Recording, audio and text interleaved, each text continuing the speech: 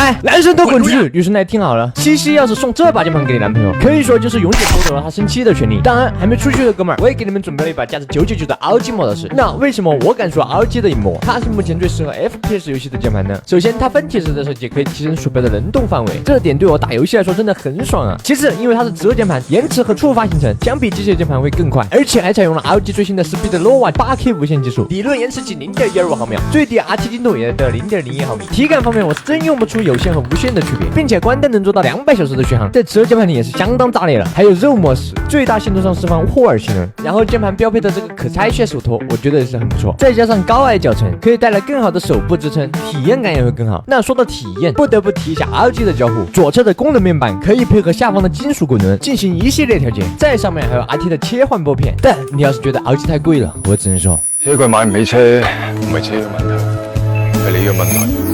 你中意嘅唔中意你，唔係佢嘅問題，係你嘅問題。